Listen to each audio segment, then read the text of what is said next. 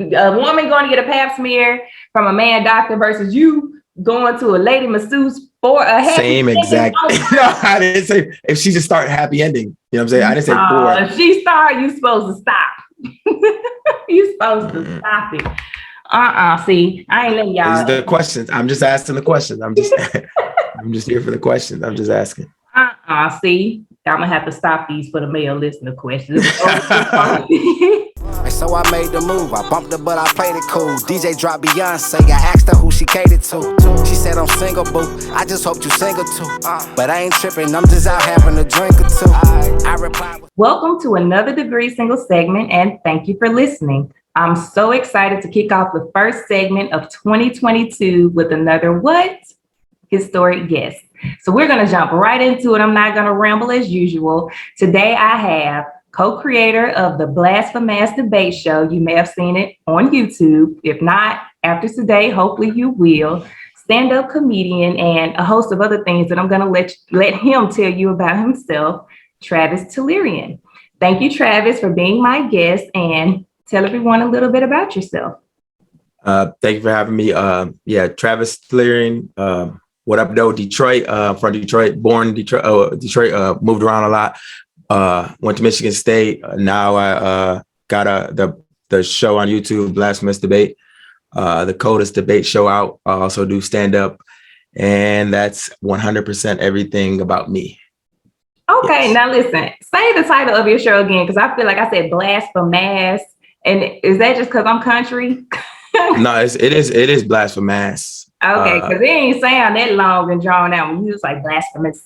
I mean, it's supposed to flow like blasphemous. Like, I don't know. It sounded flowy in my head when you came up with it, but it is. I don't have to say it, but I think that draw is what stuck out to me, because when you said it was so straightforward and it sounded like a minute long word when I said it. I thought it was just because.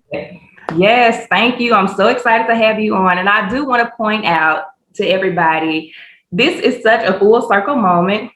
Since I've been doing Degree Single, it's only been like a year now. I know it hasn't been 2, but since I've been doing it, I know I encountered your show at some point in time, maybe last year. I want to say you had Darius, who does The Jungle Is Hell. Shout out to Darius. Along with Mel, yes. When he was on, he publicized the episode or whatever, and so I went and checked it out.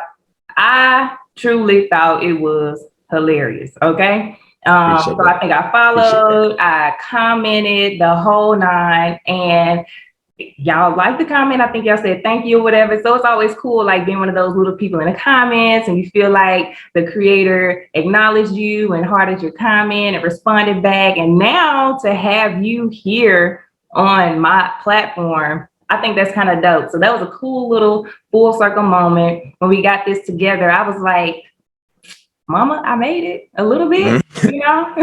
I feel like you making me sound like a big shot. I feel like I be walking around a little bit with the I ain't shit mentality. And like, we're not huge. Like, we got 2,000 or something like that. So I feel like saying that definitely feels good. Definitely gratitude.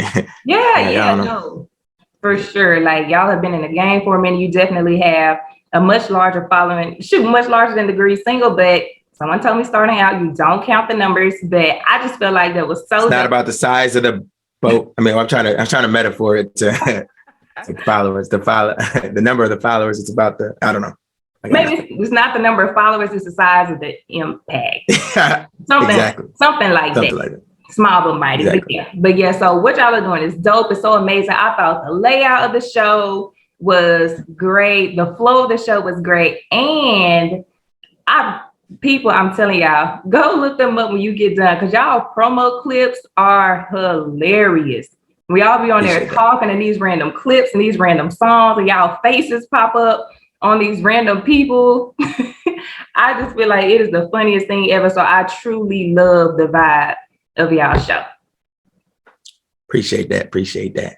Yes, so tell us a bit about it. We've already gone over the name. I done drug it out, Blasphemous Debate. I ain't gonna keep trying to say it. They gonna know the name well before we get done. So, like, what is the background to that? How did that come to be? All right, so like after I graduated from Michigan State, it was like a couple of my friends. We all hilarious naturally. And like but we all lived in different locations. So like one of us was Chicago, and then three of us were in Michigan, and we were all just like talking through like group chats like over years, like we should start a podcast. We should start a podcast. And then like eventually we actually started meeting. And then like since we lived in different locations, we ended up deciding we're gonna do it on Zoom. And I said this a few times, but yeah, hipster guys, we were doing Zoom before COVID, first ones, you know what I'm saying? Not to be that guy, but you know how that go. And we just modeled it around the show Around the Horn, which is just a sports show where they like debate random sports things that happened the night before. And they kind of give points, but the points don't really matter. And they're on screen. So it's one dude in the studio and four people on screen. And we kind of modeled it after that, but then just made it about super like controversial-ish stuff. And yeah, so the debate, I just have a bigger family. So like, and I just enjoy like arguing, debating and stuff like that. But then like adding the controversial component is kind of like somewhat clickbait-y and just what would be engaging for people, but is stemmed in just what is enjoyable and just like arguing. Arguing is definitely enjoyable, whether look, that's a good or a bad thing, we do it. So there must be some degree of enjoyment to it. I'm glad that you mentioned the sports show influence, because I couldn't help but wonder, like, where did they come up with this?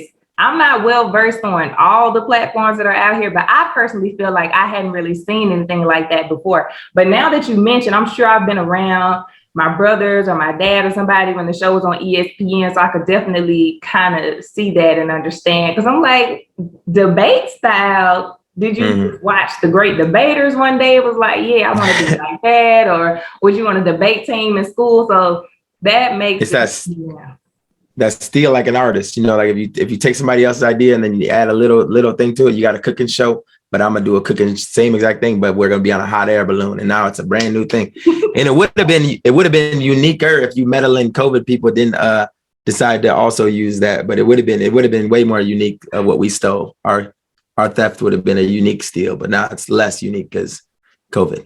But we still because I don't feel like there are a bunch of people doing debate style shows. So no. I mean, we're just Zoom in general. I feel like because we just were like, we kind of were going over like what platform we could possibly use, and we are looking at Skype and a couple of different things, and we came on Zoom in like August 2019, and then like COVID happened, and then like it just started popping up. So then it's like, damn, like it would have looked more unique if like without COVID, but it don't matter because we still had a lot of time to do it. So like I would say are more efficient than a lot of people. So yeah, now that you mention it, I can't remember. I'm sure we probably use Zoom for school, maybe, but now that you mention it, prior to COVID, I don't even remember Zoom being like Skype was fucking. Oh, can we cuss on this? Yeah, you can say whatever you want. Skype was fucking Zoom over, and then they got the bag, and then they fumbled it. Like as soon as COVID happened, Zoom took over. So Skype was the thing for like video calling before COVID. That's got to be it. And maybe Zoom has like more of a professional presence because now we all like in a little work world and jobs. A lot of jobs resorted to that Zoom and Microsoft Teams. So that makes sense because Skype was the hype for a long time. Because I really can't even tell you when Zoom rose to prominence. So, okay, cool. Debate style show. I love the aspect of that. I like the fact that y'all give points and the fact that you said at the end of all of it, it doesn't even matter. I think that is funny. Yeah. Such a comedic spin on it. Speaking of which, you also mentioned that you're a stand-up comedian. So how did that become your thing? Huh? I said, and a stand-up guy. No, It's a little jokey joke. But yeah, you said that again. People find themselves in that. Like, what is the calling? Like, you hear preachers be like, I knew when I got my calling, blah, blah, blah. But to be like a stand-up comedian, how did you arrive at that? Well, I mean, I think there's different routes to it, but I think for me and probably a lot of other people, it was like, I think in like adolescence, just upbringing wise. So like it was 5 of us, and then we were kind of not that well off. So then like, and like my dad's out of the picture. So then like I'd be in class, and then like kind of, I would like crack jokes. Like I would be observing him and then crack jokes. And then I would kind of get in trouble from that, but I would kind of get a hit of, you know what I'm saying? This is like attention. So like, I feel like some of it was just like in like necessity for attention. But then like as I like grew up, like I'd be like the funny person in my friend circle. And then like I graduated and then I got a real job, if you will. But then like when I feel like it's not 100% as fulfilling as like some of the stuff I got like growing up. So then like I start writing and doing creative stuff like while on breaks and whatnot. And then like I don't know, it's just like kind of like an itch, like, and then once you first get on stage, it's like a heroin, like you can't like, then you can't not go back to that. Like, I don't know. Yeah, that's pretty much. Well, I don't know. I want to say, I tell people all the time, I probably have never said it, so I'm going to say it now for the first time. I feel like comedians are some of the smartest people you are ever going to find. First of all, I don't think people understand what really goes into like being funny. I'm not a comedian by a long shot. Some people say I say funny things. That's great. But like the actual craft of being a comedian, and like you said, getting on that stage, you compared it to like a hit, something that gives you a type of feeling that you want more of. Man, it's crippling for a lot of people to even stand up and talk in front of one person, let alone a bunch of strangers, and you're trying to get a laugh out of them. Like, I think people don't nearly understand how much of a craft that is. And then how witty you really have to be. Like, you know what it takes to make a good punchline?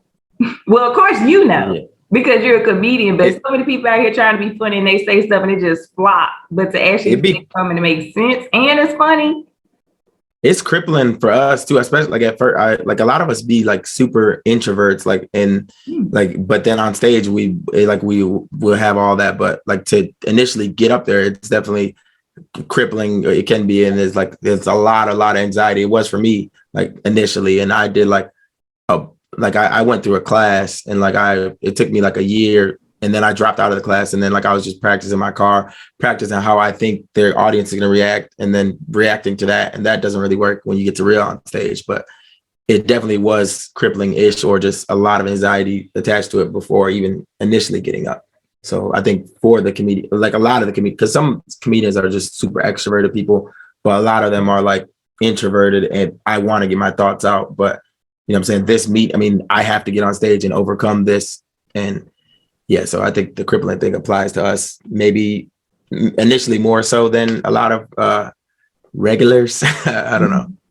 That is so interesting that you mentioned that quite a few comedians may actually be introverted, because I guess you just automatically assume to have the courage to get up on stage and do something like that is extroverted. When it's not extroverted, it's just courage. It's just taking a chance, and anybody can be courageous. So I never thought about that. I wonder if it's kind of like an alter ego of sorts, to like be this kind of quiet and reclusive person, but in this moment I'm gonna be outgoing in front of everybody, trying to rock a crowd. I don't know. I mean, for me, I feel like I'm like really observant of like everything, and then like I think like in situations that to me like don't really matter that much, I feel like it's hard for me to like what if I'm going to a store and like somebody's like, how are you, how's the weather, things like that. I feel like I'm aware that this is meaningless, so I'm not going to be like, I'm kind of like, you know, like reserved a little bit in those situations where it's a pretend interaction almost. Like if it's not a deep thing, I feel like I'm going to kind of be reserved, like trying to get ready to get out of it. And I'm trying to like not be like that necessarily, but I feel like that's just somewhat natural, where I don't care about talking about the weather, because I feel like this is just a thing to talk about. So that's actually interesting, because I wanted to ask you, what are, I guess, some, or at least one of the misconceptions you feel like people may have about comedians, but I think I already put one out there. The fact that a lot of y'all are probably super outgoing and extroverted, and that might not even be the case at all. So I don't know, are there other misconceptions, like things that people say or do or assume about you because you are a stand-up comedian that's just like, nope, totally off base? Well, I mean, I think with comedians in general, I think one misconception is like the art form is the same thing as like the talent. So like the best, who you think would be the best comedian, like if you say Dave Chappelle is the best comedian, I feel like it's easy to say Dave Chappelle is the funniest man alive. But like with music or any other forms, it's you would be like Beyonce is the best artist, or whoever your favorite artist is the best artist, but you're not necessarily going to say they're the best vocalist. But like, yeah, so I think it's hard. I mean, a lot of times people don't really separate those, because like for me and a lot of newer comedians, they would consider themselves probably funnier than a lot of the biggest comedians, or the funniest person, period. But I feel like I definitely wouldn't consider myself a better stand-up than those people. So like, it's just, I feel like non-comedians don't really as much separate like the art form from the talent, or from, just from what funny is. Because there's funny people who aren't comedians. Like some of my friends are funnier in just life than stand-ups. And then some stand-ups can go on stage for 10 minutes and destroy, but then be awkward in conversation. So yeah, I think that's one misconception. Of just, if you're the best artist, you're the funniest. That makes a lot of sense. And I never thought about it, like you said, the art form versus the talent.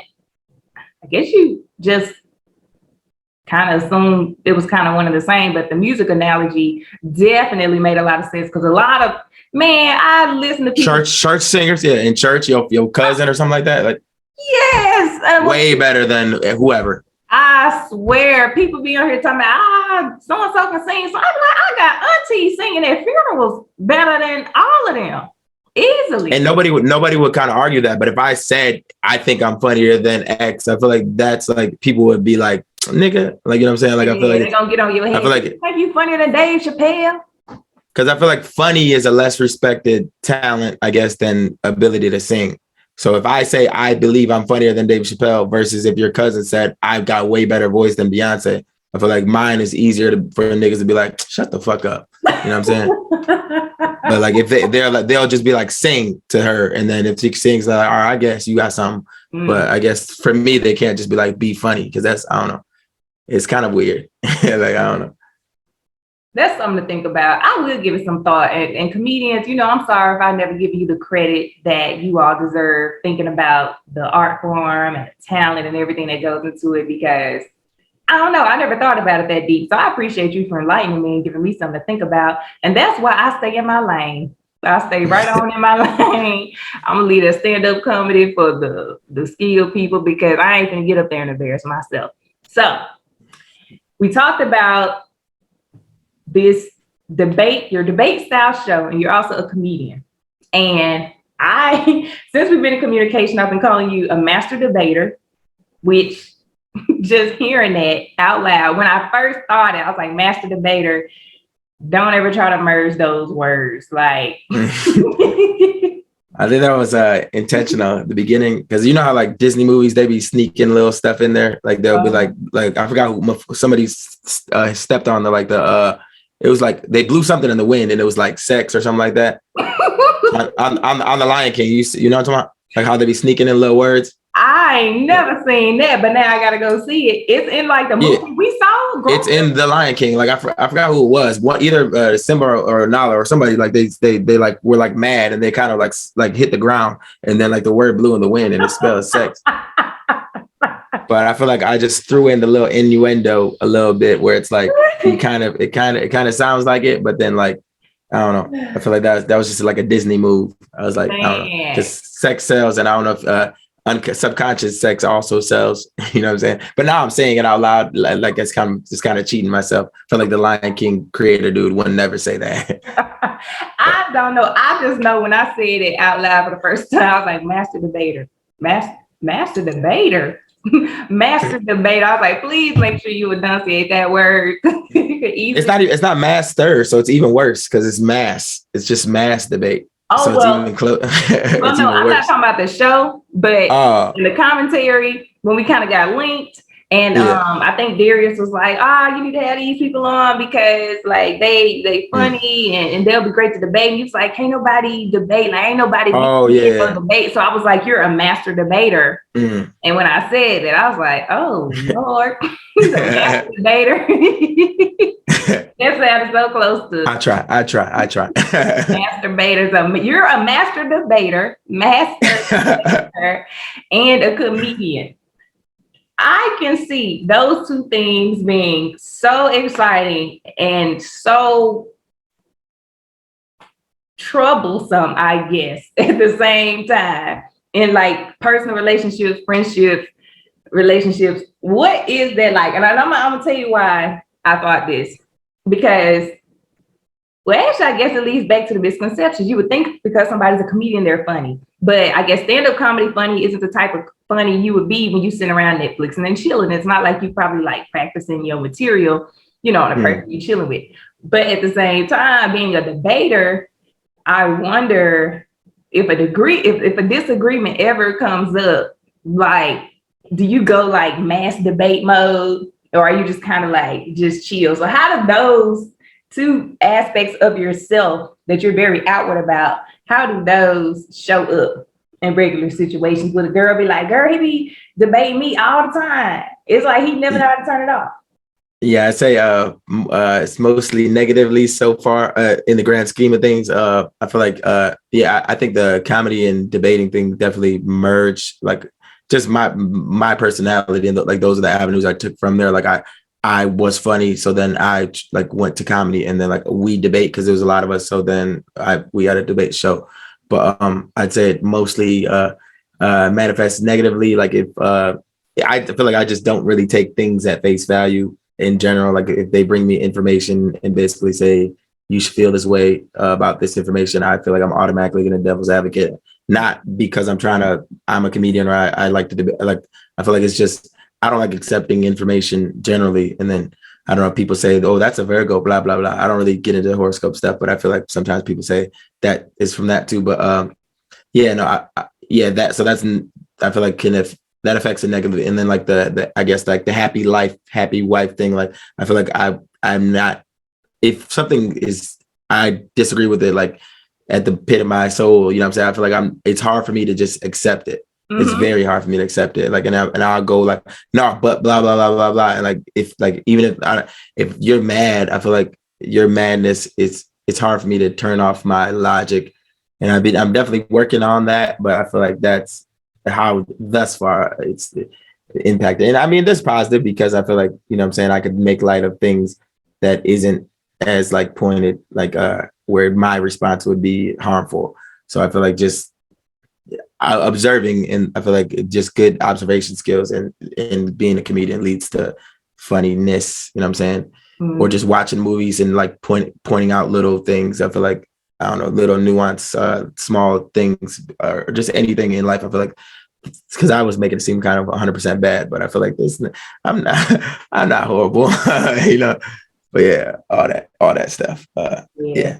No, I could imagine. I was like, I bet it would be so hard because I know women, and we just be taking the most frivolous things. They really don't matter. We know they don't matter, but we make it matter. This is how we do it. We come out and be like, babe, this chick at work did this and that type of thing. You just like, okay, whatever. But was she right? But did you do that? And sometimes women just want to be agreed with, just want to be heard. And I could just see her like, you know what? You just got to be so logical about everything. You like to say, play devil advocate. You never have my side. You never want to take my side.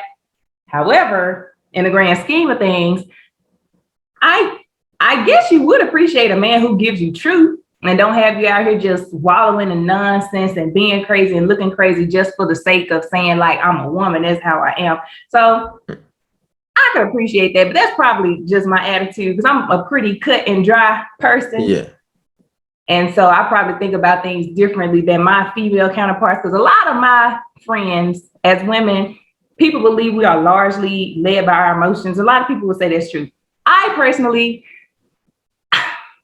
I feel like we give way to our emotions more. I don't feel like, and I've said it before, I don't feel like we are any more emotional than men. I feel like we just vocalize our emotions more, but either way, me having that attitude with women, they feel like I'm a lot more harsh, I guess, than your typical woman. And even in dealing with men, it's like, I don't know what they be expecting sometimes, but definitely not what they get. And one guy just told me straight up, like, man, you a nigga in the head.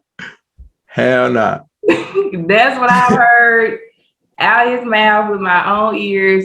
So it is what it is. So no, I don't know. I feel like the logic would be good to some extent, but I could also see it like annoying me just sometimes you just trying to make like real light of a situation and you really gonna be literal. You like, I know what you're saying is like technically yes, you know, we're not dealing with that black and white situation. Especially for small things that don't even matter. I feel like I would still do it for little small things like that don't even matter. Like if you say something, I mean, I feel like, but I feel like I now I'm more aware and like working on myself and whatnot. So I feel like I probably am gonna be better about it moving forward. But I feel like I would definitely do that. So I feel like in amongst like friends, it probably would be more positive. Like if I'm taking objectives thing, it's like if two people arguing or if somebody's talking about relationship and I'm kind of like objective about it, I feel like that's probably better as an advice giver, as a mediator. But like, I guess in a romantic relationship, if I'm kind of for minor things and just everything, like if my brain's wired to, I don't want to accept anything until I evaluate it. You know what I'm saying? Even like when I'm speaking, if I'm saying something, I'd be evaluating what I'm saying while I'm saying it. Sometimes in the middle of what I'm saying, I'll think that what I'm saying is wrong and then I'll correct myself. So then I feel like my brain's just wired kind of weird, but I don't know. I guess the awareness of it is step uno, as they say.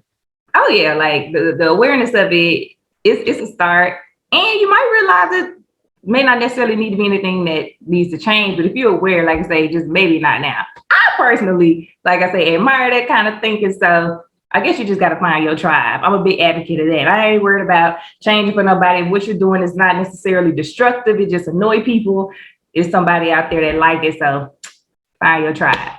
So with your online presence, again, as a comedian, well, I don't know if that's more so online because you probably don't do as much of that online. That's more like in person or at shows and stuff. But then with your debate show, actually, do you feel like the person you are right now, do you kind of have to get into a zone when you're in your debate show because you're like preparing for other viewpoints and you kind of like gotta be like quick on your feet? So who I'm getting right now, the Travis that I'm getting right now, do you feel like you're in that same type of zone, or is it kind of like a code switch, or maybe not even a code switch and like this is the environment, this is how I feel, but it's almost like being in the jungle or something, like when you're debating and you got to be like, I feel like I can get in and out. Like you're not really like challenging me or like disagreeing with something. I feel like if I can probably get triggered if you start like challenging me, and then like I'll somewhat get into a more for not you know what I'm saying, like not really, but I think it is similar, the zone thing you're talking about. But the only thing is like with the show, we kind of we're assigned stances that we don't necessarily agree with in real life. So like what I'm arguing is not necessarily my real belief. It's just because that's kind of our loophole, so that we supposedly are allowed to argue these controversial topics because we like pick right before who's going to argue what. So like one of the ones we did, who's more unforgiving, Mother Nature or Father Time? And then if it's three of us debating, we kind of like go around and we have three questions and then we pick who's going to argue what. And I might not end up arguing the one that I want to argue. But in this, like I'm going to probably still be in debate mode if you challenge me on something, but I'm going to only say it for something I really believe or don't. On the show, it's like acting, improv a little bit, but it's still like in the moment. And a lot of the things are what I actually believe, because I mean, it's somewhat a loophole to be able to say controversial things. So like a lot of times I pick the side that I actually want. So it's similar, I guess, to now, I guess. And just because we're recording. So I feel like there's still a persona that's somewhat slightly different than just you're walking around or whatever like that. Yeah, for sure. And like you said, I ain't challenging you yet. I'm gonna have to think of a challenge and see what comes out. So as someone with that online presence, do you feel like that influences your offline encounters with people? Because for example, I don't feel like me doing Degree Single has caused a problem per se, but I would say I feel like it gives people a glimpse of me that they never had, but honestly, that's probably not true. They probably get more insight and more surprises just being my Facebook friend. But I do feel like since I've been doing Degree Single, when I go places it's always just somebody that feels like we got to talk Degree Single stuff, right? particularly some guys, I feel like they show up, Kristen Hill finna challenge her. Like, I remember that stuff you said or this and that. Like, do you really believe that? And it's like, nigga, I'm just trying to eat my rotel. Ain't nobody come here for me. I'm just trying to eat my rotel. And I'll never forget this one guy came up and he was like, since you got degree single now, you're gonna have to stay single. And I'm like, what kind of stupidity is that?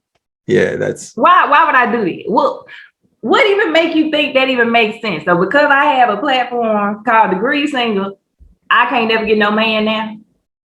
And why? He was trying to get on. He was trying to get on low key.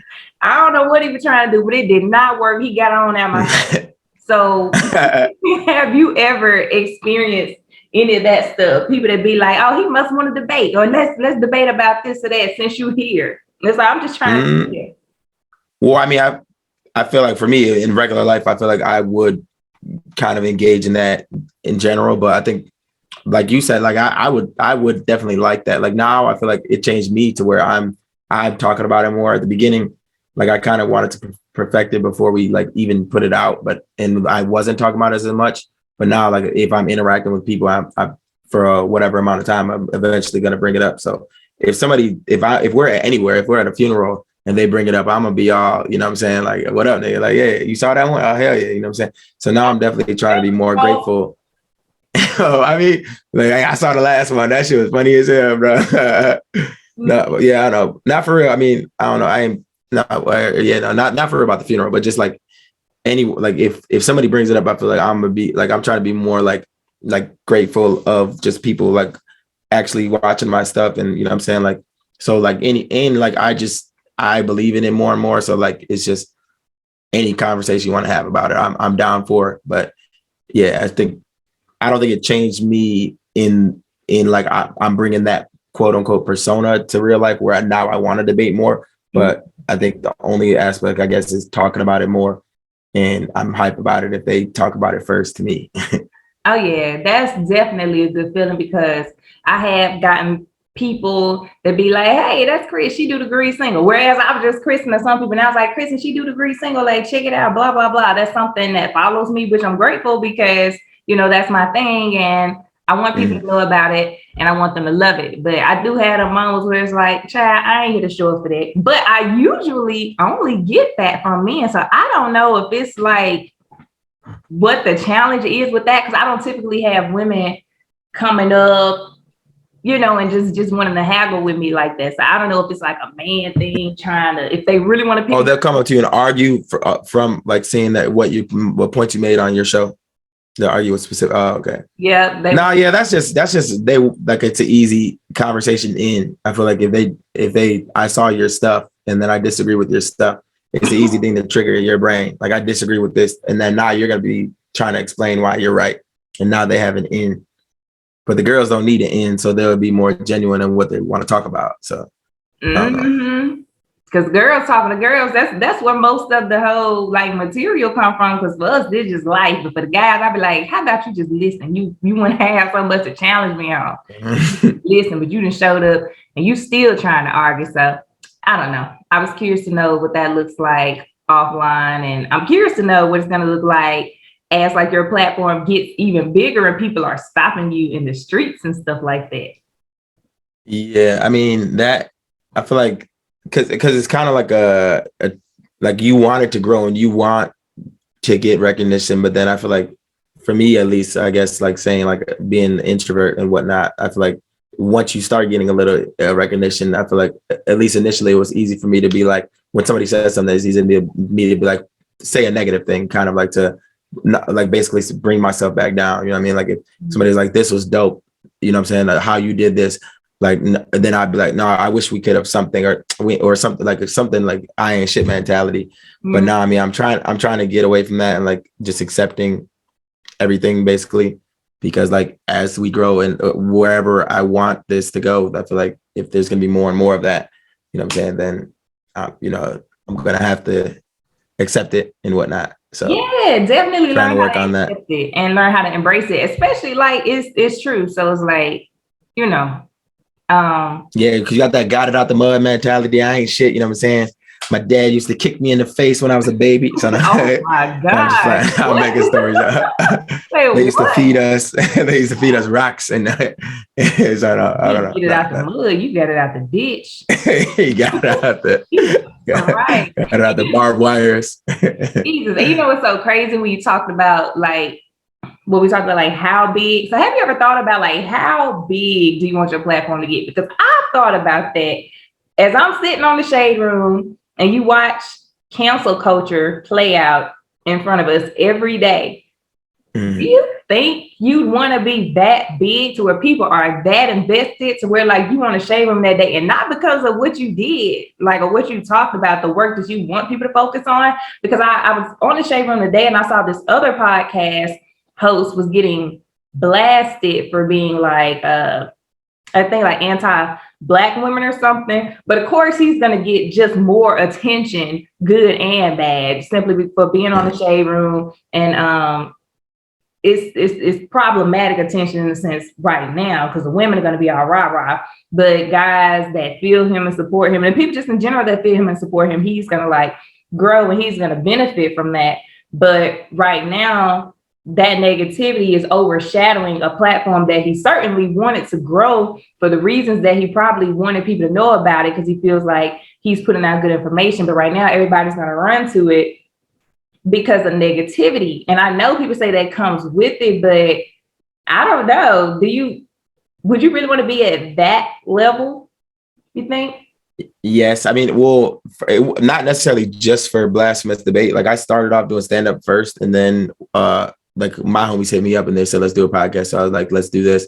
But then like, I mean, I have like a little portfolio or whatever, with just like a bunch of different creative outlets. So like, if I went into any other avenue, I'd be fine with that. But I don't think we should limit ourselves to how big we can get based on potential negative, whatever we did in the past. And I don't know, like unless it's some crazy thing that we did, like everybody's gonna have something. But like, you know, they got the white folks Weinstein production movies and stuff still out. So I don't know. I feel like people can say stuff about you, but I don't think you should limit yourself because potentially something might come out. I don't know. That's because then what's the point of even doing this now? What's the point of even doing this now? When I get whatever level, then I'm going to get canceled before I don't know. Or not even just getting canceled for something in the past. He's getting canceled for, well, he might not even be getting canceled, but he's getting like the backlash right now for something he presently did. He has his platform and he just recently did an episode and everybody's kind of like on his head.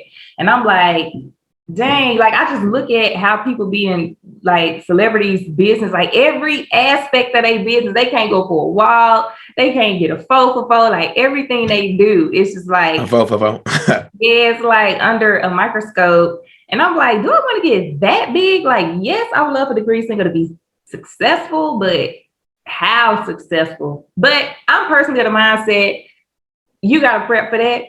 Go and have your PR person in your back pocket, because I think people would be ready to cancel me left and right for some of my thoughts got out. And I just feel like, honestly, I feel like that kind of comes with the territory. You got to be prepared to try to get canceled a time or two, because people are just so temperamental. You know, they're with you today and against you tomorrow and back with you. And I think Kanye West has been a perfect example of that. Golly, they try to cancel that man so many times for so many different things, and people are usually always back. Like, and I mean, there's money to be made on that side. So of course there's going to be that. Like, even if people are making stuff up, there's money to be made in the tabloid and stuff like that. So that comes with the territory. But I feel like if you have the thought of, I don't want to get whatever because potential for that, I feel like you should just not even do anything, or it's just, you know what I mean? Don't even do it. Yeah. But no, I agree. I feel like people definitely need to. I mean, everybody doesn't have to get Kanye level, but you know what I'm saying? Is that like, that doesn't necessarily have to be the goal. But I mean, for me, it will be, but I mean, everybody else don't have to. But I hope you get it. I know I'm gonna be on the shade room like, y'all, did y'all hear what he said? Nah, I'm gonna be supporting you. So appreciate that. Let me try to challenge you a little bit. See if I can let's go. See if I can make you act up. So let's talk about my thing. Now, when you on the Grease single, And this is my arena. Let's talk about some dating stuff, okay? You ain't assigned no side, so you can choose whatever side you want to take on these topics, all right? So dating, option overload. Do you feel like option overload is a thing? Yes or no? And what type of impact do you feel like it's having? I think it's definitely a thing. I think I don't know, like I think like today versus like back in the day, I think with Instagram and whatnot, even if you got quote unquote a good one now, like just seeing all these Instagram models and whatnot with filters and all that, I feel like it's easy to be like, you know what I'm saying, I want that, or I could get that, or did I choose right? Like, you know what I'm saying? Like I used this analogy before, but like, you know, like back in the day with just it's ketchup or mustard, but now it'd be like mustard, spicy mustard, mayo with the whatever, and ketchup, green ketchup, all that. So now it's like, now you don't know what to get. You know what I'm saying? Like which one do I want to choose? Like there's too many. So I feel like having that always at your phone, like where it's like like most couples are borderline cheating, you know what I'm saying? Where it's like if they got these motherfuckers where somebody would consider it something cheating, like you're looking at whatever all day long, you know what I'm saying? All that, like is that like where back in the day it's like not that much of that, and I don't know. So I mean, I think there's more to it back in the day versus now, but I think the option overload part definitely has a play. Oh, we're gonna get to that back in the day stuff. So let me think about this option overload stuff. I agree. To an extent. First of all, I'm surprised you spoke on it from a male lens, because I usually hear people say that's the problem with women. We think we have too many options. And I'm like, first of all, y'all swear women outnumber men so much. So aren't y'all the ones with all these options and all these women at your disposal? And you want me to believe that you ain't looking at them, indulging in none of them, and you don't have, you know, I guess some of the similar things same problems they claim women have with option overload. But either way, I know the general premise is that I guess it makes it more difficult to settle down, because you always assuming like the next best thing or somebody better is going to come along. And if I stop here, what am I missing out on? So I definitely believe the option overload. And I think in our mind, she do some dumb shit. Oh girl, like 3 of my pick, man. I knew I should have hit old girl up. Yes. And now she doing X, Y, Z. I knew I can. My girl doing this bullshit. Exactly. And it's like you think you in a good situation. Oh, my man is this and that. Well, my man did this. Like, oh, my man bought me a rose today. He is so sweet. Well, my man bought me a whole dozen roses. And it's like, why you didn't buy me no dozen? You know? Exactly. I think it's just harder to be content in general, like with just not necessarily just with dating, with just life, because you see so many things. So just option overload of seeing it, and then just because of that, I feel like it's harder to just be like content with just what you have. Yeah, and then this age of instant gratification, like we feel like everything is right at our fingertips, everything seems so within reach, and we feel entitled to all that stuff we see. Yeah, exactly. Yep. So okay, so option overload, it's a thing on both sides. It's a problem. Okay. It would have been easy to take the other route. Girls be tripping, you know what I'm saying? And because how you said I took that one route, but yeah. Well, I'd be liking that when I'm arguing with people, I feel like, or like my family, I feel like we be doing this. Because if I just say you do this, then I feel like it becomes a pointed argument. You know what I'm saying? So I try to not do that. But yeah, girls, B words do be tripping, as they say. And let me not get that misconstrued. So. Y'all be tripping right there. Okay. So today versus the past dating. I'm gonna start off with this one, because first of all, I don't even understand why we keep having this doggone discussion. People keep want to talk about the way we are now versus grandparents. I do not believe if our grandparents were in our generation, I don't believe they would be any different. I don't think nothing other than what's going on now will be going on. Yeah, I don't think so either. Well, yeah, that's the question is, would they pop them to now? Would they be any different? Yeah, essentially, I guess I never did state the question. Yeah, so dating today versus dating in the past, and marriages, everything that they claim we're doing wrong compared to what was done in the past. What do you think? Is it even wrong? I mean, I think that it's different because, like, I think the staying togetherness, I feel like there's the whole absence makes the heart go fonder. And if you don't have the cell phone and you're going to work for 10 hours a day and then she's do whatever and then you don't see her for all that time, then it's like you come back for whatever, 2-3 hours and hey, babe, I miss you. I feel like it's easy to do that for 80 years. You know what I'm saying? But if you have a phone and, you know what I'm saying, she's messaged you all day. I'm not really getting personal, but yeah, I was just, if you have a phone, you see what they're doing all day, like, and you're talking to them the entire day. And I don't know, like, it's just, you're connected way too much. And then, I don't know, you can be annoyed from how much you're connected and stuff like that. And just social media in general. I think that's how I was talking about earlier, the overload and just the not being content, I guess. But I say the fact that the back in the day, they was just apart for so long. And then they come back now, they're like, oh yeah, this is my girl. You know what I'm saying? And it's probably easier to cheat back in the day too. So, you know, they're like out there doing their own. It was easier to cheat. I wonder if they cheated more than now because people act like cheating is so prevalent. Because, like, yeah, that's true. What's the statistic on that? It was. I want to see a graphic on that. Like a graphic. I want to see a graphic or statistic by year, like amount of cheats per man, per woman, just like per year from back in the 20s to like now. Like I wonder. Like that is a good question. Yeah, it probably was more. Niggas was having a whole other family. Yeah, they had a whole other families and everything. Like I'm going to work. Yeah, but then that same thing. Was there more of having extra families back in the day or now? Like I think it's the same. I really personally think people give our grandparents and relationship in the past. I think they get them way too much credit. Okay, everybody was cheating. And we spend a lot of time, women be like, oh, granddad had family across town. Jai, talk to your grandmama. A lot of granddad were raising kids that they knew had another man's face. But it seems like it'll be easier back then, though, because like now I feel like you'd have to be like a businessman who travels for a while. And I mean, you have a phone. So like it's hard to just not answer as much. But back in the day, you could just be like, you tell one you work the night shift, tell one you work the day shift. And then I feel like that any job you can have basically. So it seems like there's probably way more back in the day. I feel like now you gotta be slick. You gotta be a slick motherfucker and not give a fuck to attempt something like that. Nah. But then it's easy.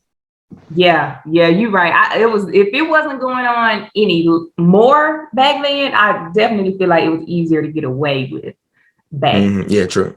So I'll say that. So expectations for relationships nowadays, as far as like who pays for stuff, splitting bills is gonna be a raggedy old stupid argument until the end of time. All these expectations, gender roles. My personal unfavorite, what do you bring to the table? I think people have learned by now. I hate that old crazy phrase. What do you think about like our expectations now? Are our expectations of each other in relationships more reasonable now, or are they worse? I feel like they're way worse now because now like there's social media objective expectations of what it should be. And like there's less like individual expectations.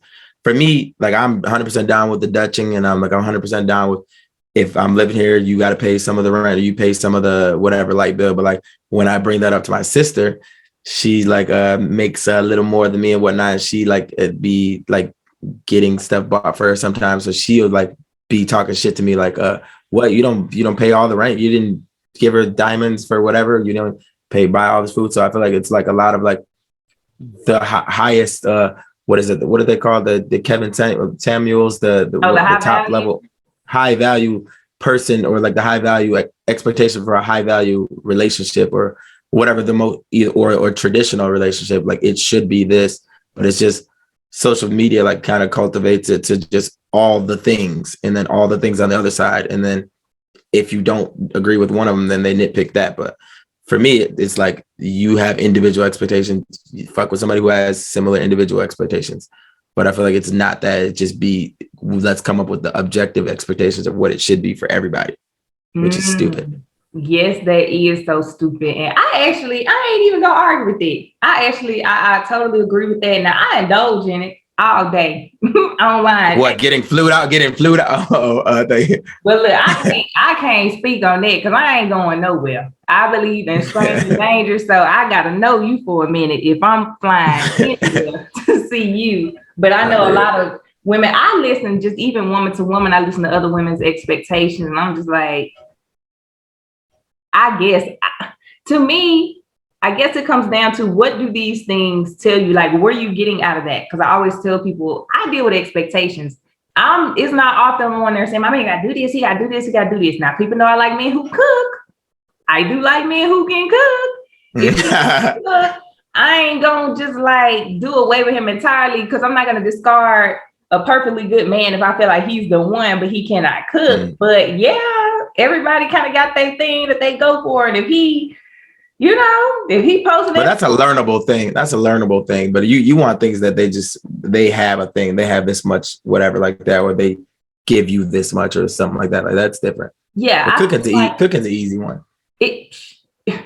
Again, that's another one of those things that I feel like people don't grasp because they measure like women's worth off cooking. Oh, you women today can't cook. I'm like, nigga, I can read. I think that's a better skill. If I can read a recipe, I can eventually learn how to cook. Exactly. Okay. Or willingness to learn how to cook. Like if you're just not willing to learn how to cook, then that probably tells a bunch of other things. Like, yeah, that's easy. I'm glad you said that. So that's what I'm saying. That tells you something right there. And I feel like a lot of people's expectations. A red flag, what they say, red flag, what they call it. People just have like these standards, these expectations that they just got out of a rap song. My nigga need to buy me a Birkin bag. What does him giving you a Birkin bag tell you? Does that mean he got? Them bitches be ugly as hell anyways. Well, I don't know about the bags, but I mean like the Balenciaga, like a lot of the most expensive shits to be ugly to me at least. Yes. But, and they just be wanting it. See that Birkin, if he buy me a Birkin bag, that's going to tell me quite a few things. For one, if I know what kind of job he has, like on the books money, and he buying that, I'm gonna think you're stupid. Okay. Is it real? Did you steal it? Like, is it real or did you steal? Or did you really blow? Or are you bad with money? Yeah. Exactly. Like, are we? Is it real? Did you steal?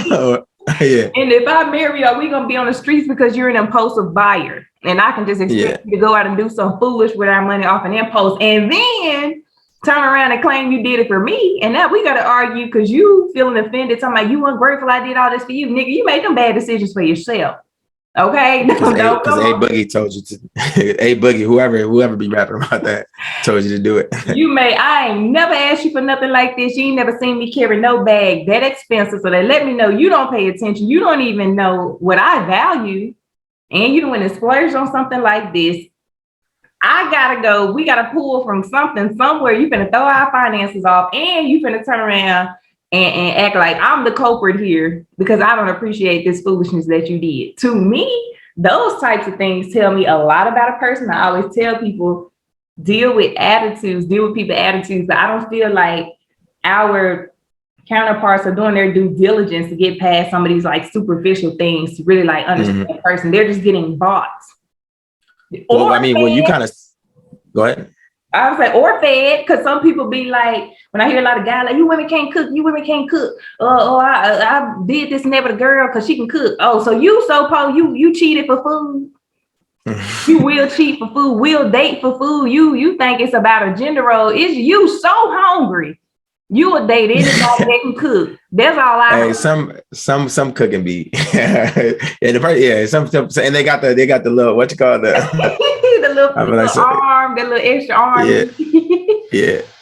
Nah, but what you kind of said, like I guess the things that are bad, but like, I kind of spoke on how it should be individual. But do you think, like for you at least, that you agree with some of the objectives of like that needs to be this, you know what I'm saying, or all guys like they need to do this kind of thing, or you know what I mean, like he should pay this or whatever like that. Go ahead. He should have a high school education or not like man. Now listen, it's funny you said that. It is so funny you said that because I just ended communication with this gentleman who did not finish high school, and that's fine. That is fine. But I had to do some self-evaluation about what I thought about these things because I think just due to proximity, I've always been around a lot of guys who were like me. like a lot of guys that went to college like me, kind of like on a career type path. And even like some of the aspirations we talked about, like we may have ambitions and aspirations for our creative platforms, our creative niche, but we're still like career path people right now, and we understand. So there just haven't been many opportunities. Well, maybe there have been opportunities and I just passed them up, but I haven't spent a lot of time with men who weren't on a similar path and weren't like-minded. Yeah. And so when I encountered this gentleman who was on a different, you know, it was different, you know, for me. Yeah. So it would just be raggedy to be like, I can't date no man that didn't finish high school. So I feel like, no, I would not say that. However, when I did find myself in that position, I thought longer and harder about it than I feel like I should have. And that's just being transparent. I mean, like there's some people like who go into certain trades that like, or like Drake, or I think Eminem didn't for a while. So like, I think it's, if you didn't, you got some explaining to do, like, but like, cause there's a level, there's people who didn't finish high school and it shows.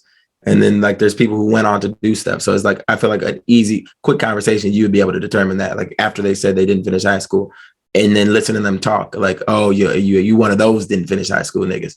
Like, and I didn't feel like I could tell. It just came up. He mentioned, I was like, oh, for real? But I don't know. But once he said it, I don't know if I was like paying attention to that more. I feel like it became kind of more apparent. But if he had never told me, I would have never known. So I don't think. It don't seem like there's that many reasons to not, though, like other than becoming Drake or becoming Eminem or being like, to not, because I mean high school. Because I mean, even like now with COVID, like isn't like it's where everybody was. I'm pretty sure they're probably being super lenient, but like if you're like if you got all this money, I'm pretty sure that's probably like where it's easy for you, where like you probably just got to go in and test and not do that many hours of work. So you got to want to not finish it, like, or have like some kind of vendetta against it. And I get that because they do be teaching us bullshit. So like if you have a real reason, I mean, there's reasons, I guess, but if you don't have one, like, and you just didn't get around to it, then you stupid. So no, maybe not that part. Not that part. Okay. I just be saying stuff. Man, yeah. So I don't know. I don't even remember the original question, how we even got to the high school part, though. But no, it was like dating, like expectations, and then I was kind of saying like not taking the objective approach. I don't feel like I don't like blanketed things. So when they be like all men should, I'm usually not listening, and I don't like all women should. I really believe these things.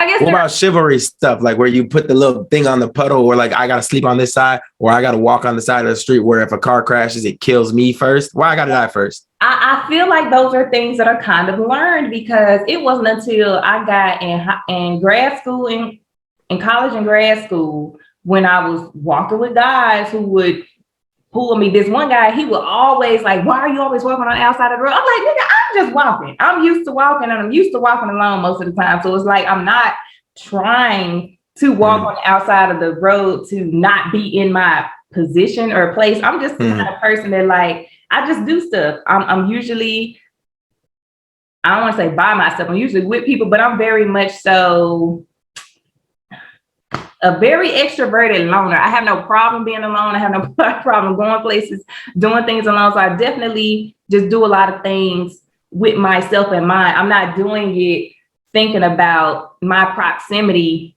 to a man. So if we're walking somewhere, like, hey, let's walk over here, I just start walking. I don't think about assuming a certain position or nothing. So when I get around men who enforce that, I just go with it.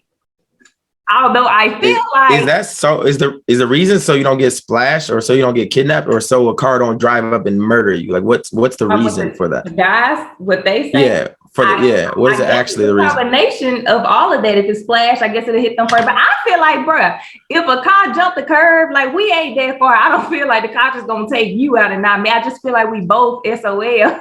And why? I mean, even if it is gonna just kill the first person, why do I have to die? Like, why the Titanic guys get to die? Why? Like, I don't get that aspect of it. Like, being a gentleman is murdering yourself first every time. Why do I got to take the bullet for you? Why can't you do that for me one time? Well, I ain't never. That's being a gentleman. Dying is the gentleman thing. It's chivalrous to die. Like, I feel like the most chivalrous thing we can do for each other is not put ourselves in that position. I do think about that a lot when these men-women debates come up. But I don't know. You would have to ask the men. Now that has been done for me on so many occasions, I probably wouldn't notice it. Niggas took bullets for you? No, like walking on the outside. Where city you from? First of all, I'm not trying to be nowhere. Not degree single. I'm not trying to be nowhere where bullets are flying. So a lot of times when men and women get into this, like, who got it worse stuff, and women be like, y'all need to provide, and men be like, we protect, we're gonna take bullets for y'all. I'm like, first of all, what is the likelihood of that happening? How many men ever had to jump in front of anything? And what's the likelihood of that man having one bullet? You do this in slow motion and he shoot you, and then he's just gonna shoot her. Right after that. Like, now you just die for no reason. Like, so I ain't never just looked. I never look to guys for that because I never go into those situations expecting it. I just walk because I don't expect a car to jump the curb and kill either of us. And I feel like if that was to happen, we could have done about it no way. And if somebody come out shooting, I don't expect to be in a position where either of us would have to contemplate jumping in front of the bullet, because I don't want to be nowhere where people finna be shooting and all that stuff if I can consciously avoid. So that's how I prefer to think about things. Let's make this safe for both of us. You don't have me in no mess. I'm not gonna have you in no mess. I'm not gonna be the kind of girl like, oh, I'm gonna go get my boy and he gonna this and that to you. No, I'm not gonna be with my man in no drama, in no situations, if I can help it. But I understand sometimes situations arise, and as a man, you feel like, nah, I had to do this. Prime example, we was at school, and I guess this one guy felt that this other guy was getting out of line with me. As a woman, I feel like I just ignored him. I felt like he was being stupid or whatever, but I felt like I could just ignore him and just write it off. But the guy didn't feel that way about it. So he felt the need to say something. He's like, yo, what's up? Like with all that, blah, blah, blah, that you doing this and that. And I was like, that'd be protecting your ego more than it is protecting your feelings or whatever. That'd be the dude protecting his own ego. Well, whatever. Well, he ain't had no reason to do it because ain't nobody gonna say nothing to mine, to my woman, my thing, my, you know what I'm saying? You're not gonna disrespect me, basically. That's more that. Yeah. If it's a hostile situation, then you gotta actually do something. But if it's a minimum thing and it's just an angry person or an egotistic person, then it's like, or a combination, then it's nah, you ain't about to say that. Like women's need to like send their man food back when it's wrong. Like, I'm taking this upon myself because he ain't ordered it. I hate that shit. Huh? we had a topic like that on my show. Like, are people who send food back ungrateful? Mm-hmm. And then like my little sister be doing that for me. I argued on the show that they are, but then like just the fact that people do it for other people. Like, I'm like, that shit is like, it's because like I'll be like, no, like I'll eat it. Like, but I'll tell them that it's gross, and then she'll be like, no, you're not about to eat this. Like, if it's gross to you, then don't eat it. Mm-hmm. You know what I'm saying? But I'll just be like, no, I'll eat it. Whatever, it is what it is. But that shit be crazy. But why? I would like to know, why don't men just send their own food back? Like, why is that something that some men find attractive and look for their woman to do? Because I'm like, okay, but I do wonder, like, if your food is wrong, why don't you just tell her, excuse me, ma'am, I ordered the green beans? Well, I definitely don't look for somebody to do it for me. I feel like I just be walking, like, I just don't want to be a bother. Like, I like, and also people spit, like, you know, with that. So like, unless it's like horrible, unless you like really, really fuck something up, if it's just like a little bit off, like if I order medium, it's medium well, or like, I don't know, if it's just something a little like, or if something's missing, then give me my whatever. But yeah, I try not to send a whole dish back and say, make it again. Cause I don't know. I feel like I definitely do carry the I don't want to be a burden mentality a little bit, but then also just I don't want nobody to put a loogie or whatever in my food. some stuff I'll just kind of let it ride. But if it's just like dead wrong or something, make it again. Make it again. And you're gonna make it until you get it right. They probably went back there and licked it and put it back on. Disgusting. Yeah, nah. Nah. Okay. So I guess we kind of wind it down. So one last thing that I want to do that I incorporated when I had a male guest a few segments back.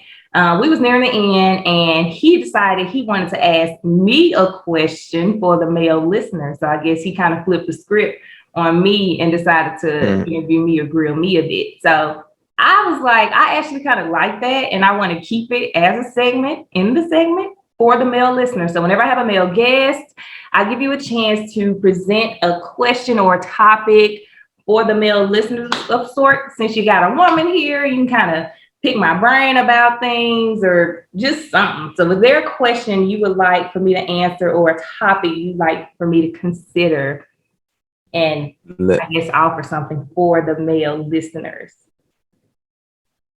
I'm going through my channel right here because we have a bunch of questions out here. We'll just be off the dome. He got my business. He was like, one guy was like, why women take so long in the bathroom? And he was like, why are you dating? Stuff like that. So don't have to be the most structured question.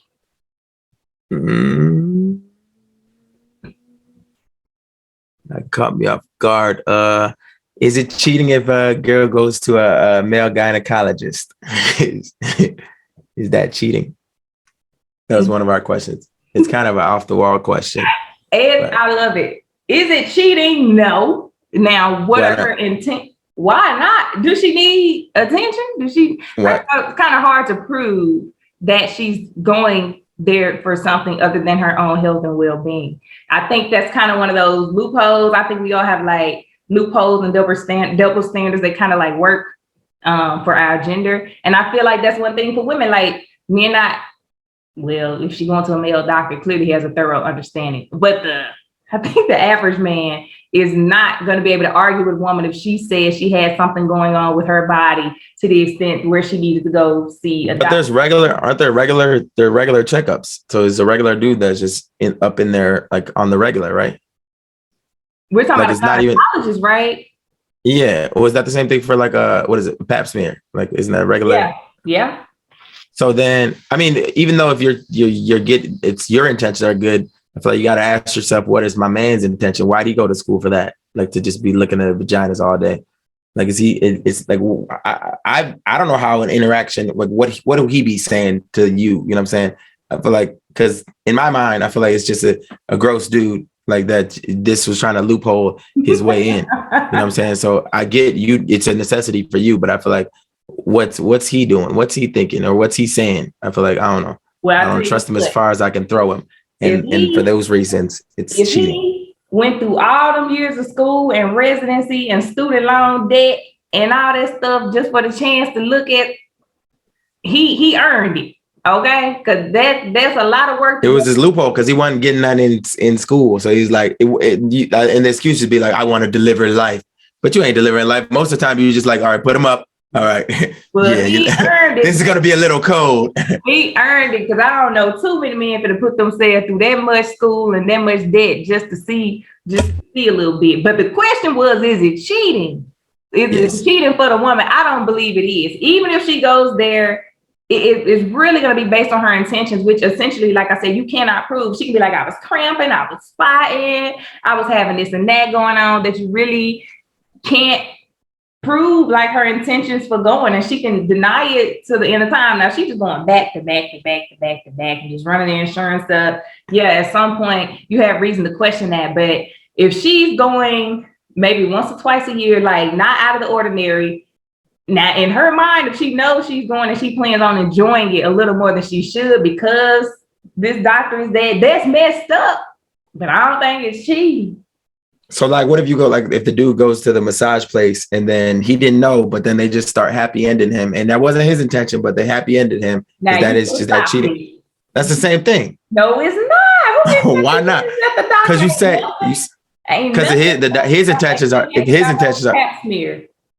it's the same thing. If I go get happy ended it, but I wasn't planning on that. If I was just like my back and my neck and my neck and my back, And then they started doing that happy ending. And I was like, then, up. If you going there for a pap smear and he stick more in there than that little shoe spoon thing, you need to be doing something. He pull his phone out. If you hear the camera shutter. Oh yes, yeah. Now and he just coughed. You need to get up and do something. But if you get your neck and your back massage and suddenly she down there and no, totally different. Totally different. You supposed to kick her in the chin and get up and go on about your business. Grab your So what is this? What is this supposed to be good for? What is this supposed to be good for? You know, the chakras on your feet or the pressure points. Mm-hmm. So what is this supposed to be good for? Is this my nerves, my anxiety? You get depressed and something else coming. Like who?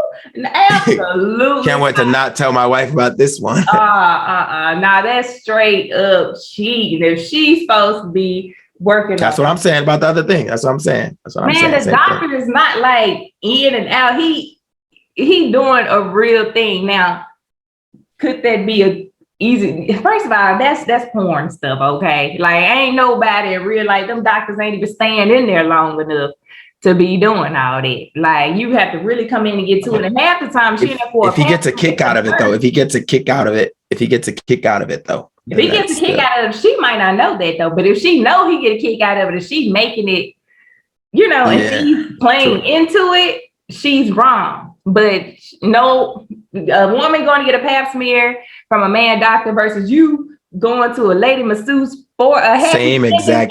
No, I didn't say if she just start happy ending. You know what I'm saying? I didn't say for. If she start, you supposed to stop. You supposed to stop it. See, I ain't letting y'all. These are the questions. I'm just asking the questions. I'm just here for the questions. I'm just asking. See, I'm gonna have to stop these for the male listener questions. It was over before it got good. Now, I love that question. That was funny. And I have loved this entire conversation. So Me too. Thank you for being on. Thank you for being my guest. Yes, no problem. So let us know where to find you, your platforms, how to follow you, and just anything else you have going on or coming up that you'd like for us to support. Blasphemous debate. It's like blasphemous, but then MASS and then debate. Sounds like masturbate, as she stated earlier. It's on Facebook, Instagram, Twitter, and as the plug, the Jungle is Hell and them say, the big motherfuckers and the little motherfuckers. Shout out to the Jungle is Hell as well. Yeah, shout out to y'all making this possible. But don't listen on the podcast places. Listen to watch it on YouTube because it's a show. And that's it. I think I'm pretty sure. Yeah, I don't got nothing coming up. Except for more episodes, and my comedy is newer, so you ain't gonna see me nowhere right now. Just open mics randomly in Detroit. So yeah, boom, that boom. Keep following you, so we will know. Oh, one more thing, and then we're gonna go. What up, though? The blasphemous. I need to say it. You say it. Shut up. I need some flashcards. I need to practice. Your logo. It's like a devil and an angel. What is going on? So you got the angel, and he's got the JC belt. What it stands for? You be the judge. Jesus Christ. No, so I just try to make the angel look more like hood, if you will, and then the devil look more like businessman. Like he got the Timbs on, and then he got the do-rag on, and then the angel's in a suit and whatnot. So it's just kind of like it's just, like, because it was supposed to stand in controversy / it was blasphemous. So we were originally dropping on Sundays. Mm-hmm. So like it was supposed to be like originally like a en masse was because like it was like a church thing originally. So then like and then we tied in the word masturbate, and then you got put a bow on it. So but yeah, it was supposed to be like just the church aspect was like we were trying to in the name letting you know we're gonna be offensive. So this I purposely put like on the devil, made him look clean, and made the angel look hood with the Jesus Christ belt. But brilliant. I love it. Because at first I was like, it's blasphemy, right? Dope, amazing. I love everything that you just explained about it. So everybody check it out and follow. I'll be sure to link all of your information below. And of course, I have to shout out my Degree Single team. So thank you to myself and thank you to Jervis McGee for all of my music needs. I will look for you in the comment section. I just want you right now. Nothing else matters right now. Can I get you by yourself somehow and show you how I really get down? I just wanna show you where I live, baby.